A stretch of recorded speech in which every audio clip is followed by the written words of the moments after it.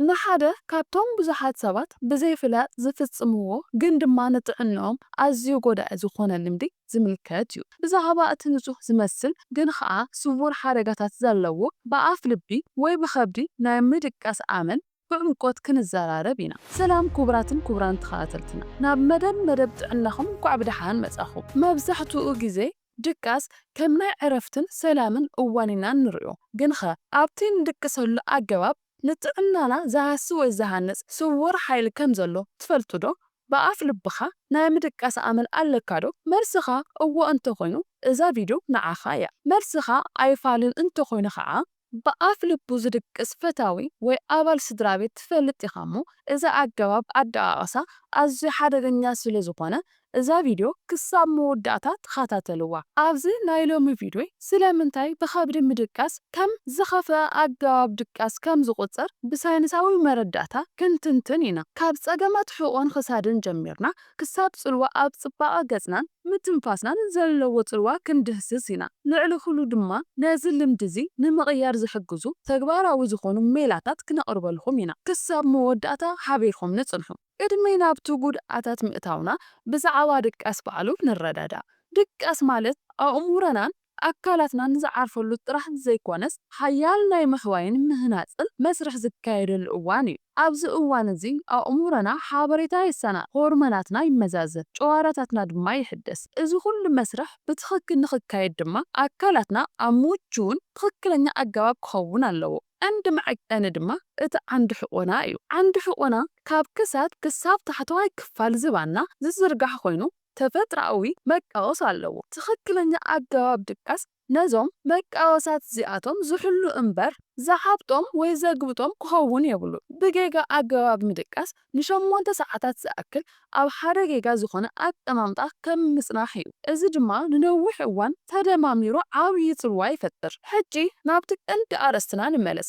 እዞም ዝስዕቡ 7 ቀንዲ ጉድኣታት ናይ ብከብዲ ምድቃስ እዮም። ን8 ሰዓታት ሙሉእ ክሳድኻ ናብ ሓደ ወገን ኣዙርካ ከም ምጽናሕ እዩ። እዚ ንኣብረኻት ክሳድኻ ኣብ ዘይተፈጥራዊ ፀቕጢ የእትዎ። ደም ናብ ኣእሙሮኻ ዘመሓላልፍ ሓያሎ ኣርተሪታት ኣብ ክሳድና እየን ዝርከባ። እዚ ምዝውዋር እዚ ነቲ ናይ ደም ዝውውር ክዓግቶ ይኽእል እዩ። ምልክታቱ ድማ ሕማም ክሳድ፣ ሕማም ርእሲ፣ ከምኡ'ውን ኣብ ኣእዳውኻ ምዝምማር ወይ ምፍዛዝ ከስዕብ ይኽእል። ብተመሳሳሊ እቲ ተፈጥራዊ መቃወስ ናብ ታሕተዋይ ሕቖኻ ስለ ዝጠፍእ ናብ ሕማም ሕቖ የምርሕ።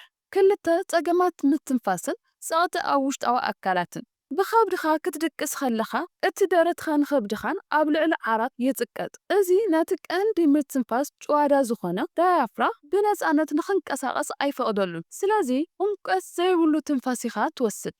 እዚ ማለት ኣካላትካ ዝረኽቦ ኦክሲጅን ይንቂ።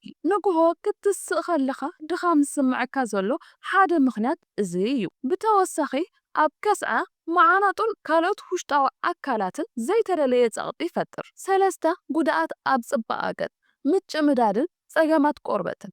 ንሰዓታት ፀቕጢ ኣብ ልዕሊ ሓደ ወገን ገጽካ ምፍጣር ነቲ ኮላጅን ናብ ቆርበትካ ይሰብሮ። እዚ ድማ ናይ ድቃስ ምጭምዳድ ዝበሃል ይፈጥር። እዚ ካብቲ ብእርጋን ዝመጽእ ምጭምዳድ ዝተፈለየ ኮይኑ ንምጥፍኡ ኣዝዩ ኣጸጋሚ እዩ። ብተወሳኺ ገጽካ ኣብ መተርኣስ ክጸንሕ ከሎ ባክቴርያን ርስሓትን ናብ ቆርበትካ ክመሓላለፍ ስለ ዝኽእል ንጸገማት ከም ፈጸጋ ዝኣመሰሉ ክቃላዕ ይኽእል። 4 ፀቕጢ ኣብ ነርቭታት። እቲ ኣብ ክሳድኻን ዝባንኻን ዝፍጠር ዘይተፈጥራዊ ኣቀማምጣ ነርቭታት ክጸቕጦም ይኽእል። ብዙሓት ሰባት ኣብ ኢዶም ወይ ኣብ እግሮም ከም ዝድምዘዞም ወይ ከም ዝተመዝመዞም ኮይኖም ይትንስኡ። እዚ መብዛሕትኡ ግዜ ብሰንኪ ፀቕጢ ኣብ ነርቭታት ዝመጽእ እዩ። 5 ጽልዋ ኣብ ጥዕና ልብ። ቅድም ኢልና ከም ዝገለጽናዮ እቲ ምዝዋር ክሳድ ፀቕጢ ኣብ ደረትን ነቲ ናይ ደም ዝውውር ይጸልዎ።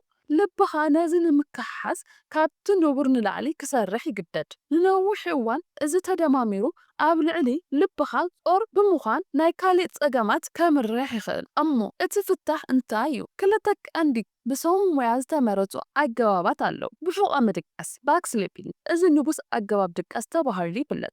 ምክንያቱ ዓንዲ ሕቖኻ ኣብ ተፈጥራዊ ኣቀማምጡ ይጸንሕ። እዚ ንሕማም ክሳድን ሕቖን ይከላኸል። ፀቕጢ ኣብ ገጽ የጉድል። ንምጭምዳድ ገጽ ይከላኸል። ንጸገም ምምላስ ኣሲድ ኣሲድ ሪፍሌክስ የጉድል ርእስኻ ካብ ከብድኻ ንላዕሊ ስለ ዝኸውን እዩ ሓደገኛ ጎኑ ንጸጋም ምኹራፍን ምዕፋንን ድቃስን ከጋዶ ይኽእል እዩ ምኽሪ ትሕቲ ኣብራክኻ ንእሽቶን መተርኣስ ምግባር ነቲ ናይ ሕቖኻ መቓውስ ብትኽክል ንኽጸንሕ ይሕግዞ ክልተ ብጎኒ ምድቃስ ሳይድ ስሊፒንግ እዚ እቲ ዝበዝሐ ሰብ ዝጥቀመሉ ኣገባብ እዩ ንሕማም ሕቖን ክሳድን ከጉድል ይኽእል እዩ ትኽክለኛ መተርኣስ እንተተጠቒምካ ንምኹርናፍ የጉድል ብፍላይ ልነፍሰት ጹራስ ዝተመረጸ እዩ ብፍላይ ብጸጋም ጎኒ ሓደገኛ ጎኑ ኣብ መንኩብን ዳሌን ጸቕጢ ክፈጥር ይኽእል ምኽሪ ኣብ መንጎ ኣብራክካ መተርኣስ ምግባር ነቲ ዳሌኻ ዓንዲ ሕቖኻን ንኽመዛዘን ይሕግዞ እቲ ጥቀመሉ መተርኣስ ድማ ነቲ ኣብ መንጎ ክሳድኻን መንኩብኻን ዘሎ ጋህዚ ዝመልእ ክኸውን ኣለዎ ልምዲ ምቕያር ቀሊል ኣይኾነን ግን ይከኣል እዩ እዞም ዝስዕቡ ሜላታት ፈትኑ ሓደ ናይ መተርኣስ ስትራቴጂ ናይ ሙሉእ ኣካል መተርኣስ ተጠቐሙ እዚ ሓደ ካብቶም ዝበለጹ ሜላታት እዩ ሓደ እግርኻን ኢድኻን ኣብ ልዕሊኡ ብምግባር ከም ብጎንኻ ዝደቀስኻ ኮይኑ ግን ድማ ከምቲ ናይ ብኸብዲ ምድቃስ ዝህቦ ናይ ውሕስነት ስምዒት ይህበካ ኣብ ጎንኻ መተርኣሳት ኣንብር ኣብ የማንኻን ጠጋምኻን መተርኣሳት ብምግባር ኣብ እዋን ድቃስኻ ናብ ከብድኻ ንኸይትግልበጥ ይዓግተካ ክልተ እቲ ናይ ቴኒስ ኩዕሶ ሜላ እዚ ገለ ሰባት ዝጥቀምሉ ቀደም ዝነበረ ሜላ እዩ ኣብ ቅድሚት ናብቲ ትለብሶ ናይ ለይቲ ክዳንኻ ወይ ድማ ቢጃማኻ ሓንቲ ኩዕሶ ቴኒስ ብኻርደት ኣጣብቃ ብኸብድኻ ክትግልበጥ ክትፍትን ከለኻ እታ ኩዕሶ ስለ እተሸግረካ ናብ ጎንኻ ወይ ሕቖኻ ክትምለስ ትግደድ ሰለስተ ቅድሚ ድቃስ ዝግበሩ ምድላው ብሕቖኻ ጀሚርካ ደቅስ ኣብ ነብሰ ወከፍ ለይቲ ብሕቖኻ ደቂስካ ጀምር ኣእምሮኻ ነዚ ከም መበገሲ ክወስዶ ይጀምር ንነብስኻ ኣዘኻኽራ ቅድሚ ምድቃስኻ ሎሚ ለይቲ ብሕቆይ ወይ ብጎኒ እየ ዝድቅስ ኢልኻ ንኣእምሮኻ መልእኽቲ ሃቦ እዚ ናይ ኣእምሮኻ ምድላው ሓያል ጽልዋ ኣለዎ ትዕግስቲ ግበር ሓደ ልምዲ ንምቕያር ሰሙናት ወይ ኣዋርሕ ክወስድ ይኽእል እዩ ተስፋ ኣይትቁረጽ ክቡራት ተኸታተልትና ከምቲ ዝረኣናዮ ብኸብዲ ምድቃስ ካብቲ ንግምቶ ንላዕሊ ንጥዕናና ዝጎድእ እዩ እቲ ጽቡቕ ዜና ግና እዚ ክቕየር ዝኽእል ልምዲ ምዃኑ እዩ ብምግባር ንእሽቶ ለውጥታት ኣብ ኣገባብ ድቃስና ንጥዕናና ዓንዲ ሕቖ ንዝውውር ደና ንጽባቐ ብሓፈሻ ድማ ንሙሉእ ህይወትና ዓብዪ ኣበርክቶ ክንገብር ንኽእል ጥዑይ ድቃስ መሰረት ናይ ጥዕና እዩ ነቲ ሓደ ሰለስተ ናይ ህይወትና ኣብ ድቃስ እነሕልፎ እዋን ብዝበለጸ ኣገባብ ንጠቐመሉ ብዛዕባ እዚ ኣርእስቲ ወይ ካልእ ናይ ጥዕና ሕቶታት እንተሃልይኩም ኣብ ኮሜንት ጽሓፉልና ነዛ ቪድዮ ላይክን ሼርን ብምግባር